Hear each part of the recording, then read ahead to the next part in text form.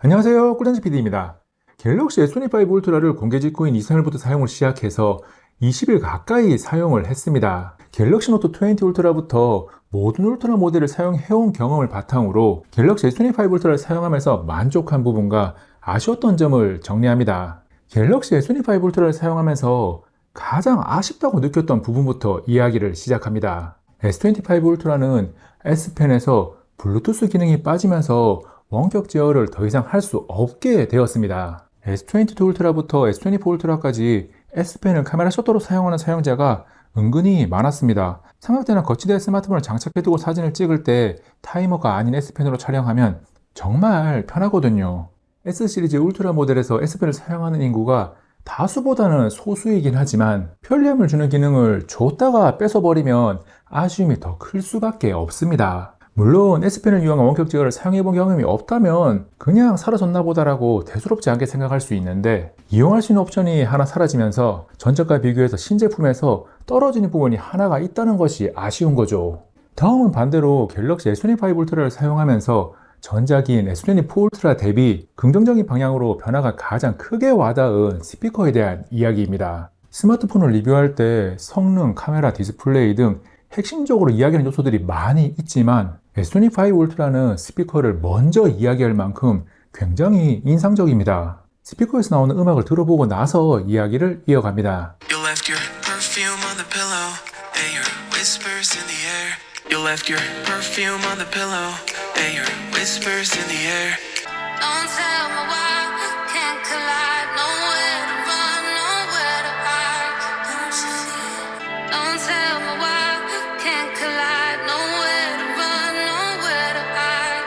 Don't you feel? 마이크를 이용해서 녹음한 소리를 들려드리는 것이라서 실제 체감하는 것보다는 차이가 조금 적게 느껴지는데, 그럼에도 S25 울트라가 S24 울트라와 비교해서 확실하게 좋죠. 공간감을 포함해서 소리의 풍성함이 전반적으로 좋아졌고, 고음이 뻗어나가는 힘이나 중앙에 퍼져나가는 저음도 좋습니다. 그리고 기본적인 소리의 출력이 증가해서 동일한 볼륨 설정을 했을 때 전작보다 소리가 더 큽니다. 스마트폰 스피커 중에 최고라고 평가받는 아이폰 16 프로 맥스와 비교해도 S25 울트라의 스피커가 많이 따라와서 비빌만 합니다. 소리의 풍성함이나 저음의 묵직함에서 S25 울트라가 아이폰 16 프로 맥스보다는 여전히 부족하지만 과거처럼 차이가 확연하지는 않습니다. 그리고 고음은 비슷한 수준으로 따라왔습니다. 다음은 스냅드래곤 8 엘리트 AP와 LPDDR5X 12기가 램을 탑재한 성능에 대한 이야기입니다. 성능은 갤럭시 S25 울트라를 사용을 시작하고 가장 먼저 분석해서 공개 당일에 영상을 올렸을 만큼 궁금했던 부분인데, 20여일 사용을 해보니까 만족감이 상당히 높습니다. 개선되었으면 하는 점이 한 가지가 있긴 한데 아쉬운 점까지는 아니고 더 좋아지기를 바라는 스로틀링에 관한 것입니다. 최신 폰이 최신 프로세서를 탑재해서 가장 좋은 성능을 내는 것이 당연한 듯 하지만 발열 관리가 안 되거나 최고 성능은 높지만 실사용 성능이 안 나오는 등 성능에 대한 평가가 항상 긍정적인 것은 아니었습니다. 그런데 갤럭시 S25 울트라는 기본적으로 가지고 있는 최고 성능이 높아서 스로틀링이 많이 걸리는 편이긴 하지만 실사용을 위해 유지되는 성능이 최고 수준입니다. 발열 관리도 상당히 준수한 편이라서 벤치마크 스트레스 테스트 시나 4K 영상 촬영, 유튜브 4K 영상 시청 등 다양한 환경에서 전후면 온도가 신경 쓰지 않아도 될 정도로 충분히 안정적입니다. 물론 최고 성능이 워낙 높은 덕분에 스로틀링이 심하게 걸리는 것이 눈에 확 들어오지 않는다고 해도 성능 유지 안정성이 적어도 5에서 10% 이상은 개선되어야 합니다. 대부분의 스마트폰이 출시 이후에 소프트웨어 업데이트를 통해서 개선을 하는 부분이니까 이번에도 불가능하지는 않을 겁니다. 최고 성능을 60%도 사용하지 못하는 것은 너무하죠. 종합적으로는 갤럭시 S25 울트라의 성능이 누구나 만족할 만큼 좋다고 평가합니다. 최신 스냅드래곤 8 엘리트를 탑재했으니까 질 짐작해서 평가하는 게 아니라 데이터 분석을 통해서 결과를 확인했고, SNS나 온라인 커뮤니티 상에 쾌적한 성능에 대한 긍정적인 평가가 역대급으로 많습니다. 갤럭시 S25 울트라는 후면에 4개의 렌즈가 탑재된 만큼 할 이야기가 많은 부분이 카메라입니다. 울트라가 카메라에 대한 기대감으로 구매를 선택하는 모델이기도 하니까 기대치가 상당히 높은 상태에서 사용을 시작했습니다. 기본적인 카메라 성능은 아이폰 16 프로 맥스와 비교하면서 우열을 논하기도 하는데 절대적으로 훌륭합니다. 그래서 S25 울트라에서 특히 만족스럽게 사용하고 있는 부분과 개선되었으면 하는 점에 대해 이야기합니다. 먼저 S25 울트라에 새롭게 생긴 엑스퍼트 로우 앱의 가상 조리개입니다. F값이 고정되어 있는 스마트폰이지만 카메라에서 A모드를 사용하는 것처럼 F값을 가상으로 F1.4부터 F16까지 변경할 수 있는데 결과물의 품질이 꽤나 좋습니다. 초점을 맞춘 피사체와 흐릿한 배경이 딱 잘라 끊어지는 것이 아니라 부드럽게 이어지는 것이 가상 조리개로 촬영한 사진의 핵심 특징입니다. 개인 취향에 따라서 배경이 흐릿하게 날아가는 것은 비슷하지만 배경과 피사체를 완전히 분리된 모습으로 만들어주는 인물사진 모드가 더 좋은 분들도 있습니다. 하지만 저는 가상조리개로 촬영한 사진의 감성이 더 마음에 들어서 홈화면에 가상조리개를 바로 사용할 수 있는 바로가기 위젯을 추가해두고 사용 중입니다. 가상조리개 사용 시 화각은 3배줌까지 조절하면서 촬영이 가능합니다. 그동안 스마트폰 카메라로 느껴보지 못한 새로운 감성을 느껴보고 싶다면 엑스퍼트 로우 앱의 가상조리개 꼭 사용해보시기 바랍니다. 카메라에서 전작 대비 사용 빈도가 가장 많이 늘어난 부분은 초광각 촬영입니다. 지극히 개인적인 경험이긴 한데 S 시리즈 울트라 모델을 사용하면서 광각 대비해서 초광각의 품질이 많이 떨어지다 보니까 거의 사용을 하지 않았었습니다. 그런데 소니5 울트라의 초광각 렌즈는 물리적으로 지원화소, 렌즈 밝기, 이미지 센서 크기가 업그레이드 되기도 했고 촬영한 결과물이 선명도나 노이즈 처리 등 전작 대비 분명히 좋아졌습니다. 그래서 광각으로 촬영한 사진과의 품질 격차가 줄어들었고 이전보다는 더 많이 사용하고 있습니다. 멀리 있는 것을 당겨 찍는 망원 렌즈의 매력만큼이나 넓은 화각으로 더 많은 것을 한 장의 사진에 담는 초광각도 사용해보면 꽤나 매력적입니다. 이번에 갤럭시 S25 울트라 카메라에서 새롭게 생긴 기능 중에 로고 촬영은 전문가의 영역으로 치부될 수 있는데 로고 촬영을 하고 기본 제공되는 색상 보정만 해도 결과물이 꽤나 괜찮습니다. 쉽게 사용할 수 있어요. 두 대의 S25 울트라로 한 대는 일반 촬영, 다른 한 대는 로고 촬영 후 색상 보정을 한 결과를 동시에 보면 로고 촬영한 오른쪽이 명암 표현이 더 정확하고 밝고 어두운 곳을 왔다 갔다 할 때 노출이 오버되는 부분이 생기지 않습니다. 직접 색상 보정을 해서 원하는 색감을 얻는 복잡한 과정을 거치면 더 좋은 결과물이 나올 수 있겠지만 그렇게 하지 않고 기본 색상 보정만 활용해도 영상이 더 좋아지는데 사용하지 않을 이유가 없습니다. 로고 촬영은 기본 설정에서 프로 동영상만 활성화되어 있는데 일반 동영상 촬영에도 사용할 수 있게 설정 변경이 가능합니다. 촬영 시에 로고 메뉴만 누르면 되고 촬영 후에는 영상을 위로 드래그하면 나오는 색상 보정을 적용한 다음 다른 이름으로 저장하면 됩니다. 로고 촬영을 굉장히 만족스럽게 사용하고 있는 입장이라서 갤럭시 S25 시리즈를 사용하고 있다면 로고 촬영을 적극적으로 사용해보라고 권합니다. 카메라에서 이전 울트라 모델 대비해서 사용 빈도가 늘어난 것이 하나가 더 있는데 야간 영상 촬영입니다. 최근에 스마트폰 카메라에 대한 평가 시 사진은 갤럭시, 영상은 아이폰이라고 외쳐왔으니까 아이폰 16 프로 맥스와 비교를 합니다.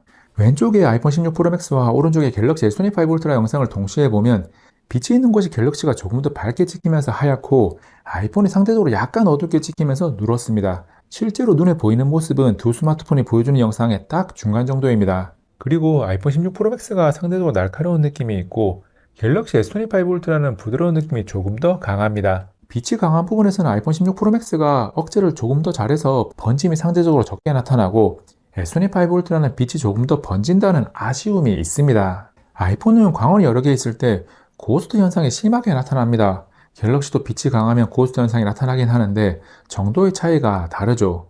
종합적으로 야간 영상은 노이즈 처리 능력이 비슷한 수준이라서 취향에 따라 좋아하는 영상이 달라질 듯 한데 저는 고스트 현상을 싫어하고 누런 색감보다는 하얀 색감으로 찍히는 게 더 좋아서 갤럭시에 한 표를 던집니다.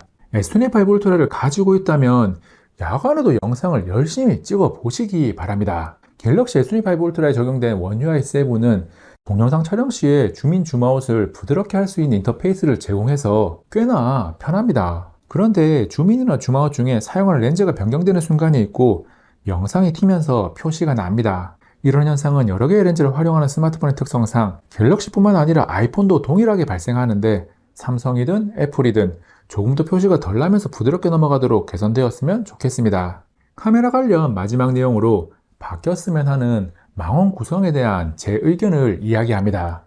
갤럭시 S 시리즈는 S23 울트라에 있던 10배줌 대신 S24 울트라부터 S25 울트라까지 5배줌 렌즈를 선택했습니다. 10배줌보다는 5배줌을 더 많이 사용한다는 데이터에 기반해서 변경을 했을 텐데 3배줌 렌즈가 있다 보니까 3배줌과 5배줌 망원 구성이 너무 촘촘합니다. 그리고 S25 울트라가 디지털 방식으로 구현하는 10배줌이 품질이 절대적으로 나쁘지는 않은데 S23 울트라의 광학 10배줌과 비교하면 노이즈 처리나 명암 표현 등 상대적으로 떨어집니다. 처음부터 좋았던 적이 없으면 모르겠지만 꽤나 쓸만한 광학 10배줌을 줬다가 다시 뺏어가 버리니까 아쉬움이 더 클 수밖에 없습니다. 그래서 5배줌에 5천만원소를 선택해서 10배줌을 커버하는 선택을 했던 것처럼 3배줌 렌즈를 업그레이드해서 5배줌을 커버하고 10배줌 망원 렌즈를 다시 채택하는 게 더 좋지 않을까라는 생각을 해봅니다. 이 의견에 대해서는 동의하지 않는 분들도 있을 테니까 우리 꿀청자들의 망원 구성에 대한 다양한 의견을 댓글에 남겨주시기 바랍니다. 카메라 이야기를 조금 길게 했는데 촬영한 영상과 사진을 더 잘 활용할 수 있게 해주는 기능 2가지를 만족스럽게 사용하고 있습니다. 특히 영상에서 소리를 6가지로 분리해서 필요 없는 부분은 지우고 원하는 소리만 살리는 오디오 지우기에 대한 만족감은 정말 높습니다. 저는 영상을 촬영하고 다양한 플랫폼에 업로드하는 크리에이터라는 직업을 가지고 있으니까 오디오를 손쉽게 작업할 수 있는 오디오 지우개가 너무나 고맙습니다. 그런데 다수는 시간이 지나고 나서 보면 딱히 사용한 적이 없는 기능일 가능성이 높습니다. 그래도 유료 프로그램에서 주로 제공하는 오디오 편집 기능을 마음껏 사용할 수 있게 해줬다는 점에서 높은 점수를 줍니다. 두 번째 만족스럽게 사용 중인 기능은 촬영한 사진에서 얼굴 표정을 바꿀 수 있는 베스트 얼굴입니다. 사진 촬영 시에 모션 포토를 활성화해두면 짧은 영상이 백데이터로 쌓이고 사진에서 편집 메뉴로 들어가서 보면 사진 오른쪽 아래에 베스트 얼굴 메뉴가 있습니다. 눈을 감는 등 표정이 마음에 들지 않을 때 추천해주는 여러 개의 표정 중에 하나를 골라서 변경할 수 있습니다. 사진 촬영 후에 눈을 감은 모습 등 사진이 마음에 들지 않았던 경험을 가지고 있다면 저장 용량이 3배가 더 들어가더라도 모션 포토를 활성화해두고 사진 촬영하는 것을 권합니다. 언제 베스트 얼굴을 사용하게 될지 모르거든요. 다음 이야기할 부분은 각진 모서리에서 둥근 모서리로 바뀐 디자인입니다. 둥근 모서리는 S20 울트라와 S21 울트라에 적용했었는데 S25 울트라에서 둥근 정도는 조금 줄어들었습니다. 그래도 S22 울트라부터 S24 울트라까지 각진 모서리였기 때문에 둥글게 바뀐 게 눈에 확 들어옵니다. 각진 모서리의 울트라 모델을 매년 바꾸면서 사용해오다 보니까 각진 모서리가 익숙해져서 S25 울트라의 둥근 모서리를 처음 봤을 때도 각진 모서리가 더 예쁜 게 아닌가라고 생각을 했습니다. 그런데 사용시간이 늘어나면서 계속 보다 보니 둥근 모서리가 더 예쁘다고 생각이 바뀌었습니다. 그리고 한 손으로 들고 사용하는 경우가 종종 있는데 각진 모서리보다는 둥근 모서리가 조금 더 편합니다. 이거 너무 억바 아니냐고 할 수 있는데 모서리가 각진 S24 울트라와 둥근 S25 울트라를 번갈아 들어보면 차이가 확실하게 체감이 됩니다. 디자인 이야기를 하고 있으니까 제가 선택한 티타늄 핑크 골드 색상을 잠깐 들여다봅니다. 개인 취향을 따지면 기본과 플러스만 있는 코랄 핑크가 원픽인데 울트라에는 없어서 대안으로 선택한 것이 핑크 골드입니다. 아이폰 16 프로맥스의 데저트 티타늄과 비슷한 느낌으로 연한 골드 색감인데 빛을 받을 때 측면에서 보면 연한 핑크 색감도 확인할 수 있습니다. 갤럭시 S25 울트라의 디스플레이는 기본적인 화질이 매우 우수하고 상하좌우 모두 얇은 베젤이 인상적입니다. 케이스가 디스플레이 주변을 살짝 감싸는 느낌까지 더하면 사용 시 몰입감이 훌륭합니다. 스펙적으로 1440x3120 해상도, 120Hz 주사율, 2600니트 밝기를 지원하는 LTPO 다이내믹 아몰레드 2X라서 나무랄 곳이 없고 반사 방지가 포함된 코닝 고릴라 아머2를 사용한 내구성도 최고 수준입니다. 특히 반사 방지는 S24 울트라에서 처음 적용되었었고 S25 울트라에서도 충분히 제 역할을 합니다. 어두운 화면에서 무엇인가 비치는 것이 싫은 분들은 정말 만족스럽게 사용할 수 있습니다. 2024년에도 그랬고 2025년에도 스마트폰에서 AI를 정말 많이 강조하는데 제미나이도 그렇고 갤럭시 AI도 그렇고 강조하는 것만큼 우리에게 확 와닿지는 않습니다. 그래도 불가능한 것과 가능한데 사용하지 않는 것은 분명한 차이가 있으니까 AI를 잘 활용하는 사용자에게는 분명히 매력적인 부분입니다. 역시나 AI를 강조했던 S24 울트라와 Z 폴드 6를 이용한 지난 경험까지 더해서 생각해보면 외국어 번역과 통역 기능은 자주 사용하지는 않더라도 한번 사용할 때 매우 유용합니다. 그리고 원UI 7에서 추가된 AI 셀렉트는 완전히 새로운 기능은 아니지만 흩어져 있던 여러 기능들을 하나로 모아서 사용할 수 있게 했다는 점에서 좋습니다. AI 셀렉트로 가능한 것들 중에 번역, 캡처 쓰기, GIF 만들기 등은 스마트폰에서 꽤나 많이 사용되는 기능이고 선택 고정 기능이 굉장히 매력적입니다. 계속 보거나 확인해야 하는 부분을 선택해서 고정하면 다른 앱으로 이동하더라도 계속 화면 최상위에 고정되어 있고 자유롭게 이동까지 가능해서 유용하게 사용할 수 있습니다. 다음은 5000mAh 용량을 가진 배터리 이야기입니다. S25 울트라는 영상 시청, 웹서핑, 게임 자동 플레이 등으로 배터리 테스트를 반복적으로 해보면 배터리 사용 효율이 증가했습니다. S24 울트라 대비해서 사용시간이 약 10%가 증가했고 사용 효율이 좋아서 배터리 용량 대비 긴 사용시간을 가진 아이폰 16 프로맥스와 비교 시 5% 이내 차이로 엎치락뒤치락 합니다. 저는 배터리 충전에 대한 스트레스 없이 사용 중이고 사용시간에 대한 불만을 가지는 사용자는 없을 겁니다. 갤럭시 S25 울트라는 정말 다양한 케이스들이 시장에 나와 있습니다. 크록스 콜라보 케이스가 등장하는 등 선택의 폼이 굉장히 넓은데 저는 춘식이 덕후인 만큼 춘식이 버라이어티 마그넷 케이스를 구매해서 사용 중입니다. 삼성 정품 브랜드 콜라보 케이스로 춘식이만 보고 샀는데 기능적으로도 좋아서 만족하고 있습니다. 모서리 범퍼 제대로 들어가 있고 카메라와 디스플레이 보호를 위한 단차도 적당합니다. 그리고 케이블을 꽂는데 불편하지 않고 S펜을 꺼냈다 넣는 것도 걸리적거리는 것이 없습니다. 마그넷 자력도 충분해서 맥세이프 셀카봉이 부착해보면 아주 잘 붙어 있습니다. 갤럭시 S25 울트라를 사용하면서 만족한 점과 아쉬운 점, 개선되었으면 하는 점까지 이야기를 했습니다. 이렇게 정리를 하고 보니까 갤럭시 S25 울트라가 참 잘 나온 스마트폰이구나 라는 생각이 강해집니다. 최근 몇 년간 나온 갤럭시 S 시리즈의 울트라 모델 중에서 가장 잘 나왔다고 해도 모두가 동의할 겁니다. 갤럭시 S25 울트라를 천천히 구매하기 위해서 정보를 계속 찾아보고 있는 분들이 이 영상을 봤을 때 도움이 되는 영상이길 바라고 이미 구매해서 사용 중인 분들의 공감을 얻을 수 있는 영상이기를 바랍니다. 그리고 호기심에 이 영상을 시청한 분들의 스마트폰 지식이 플러스 1이 되는 시간이었기를 바랍니다. 이번 영상은 여기까지. 다음에 또 만나요. 안녕.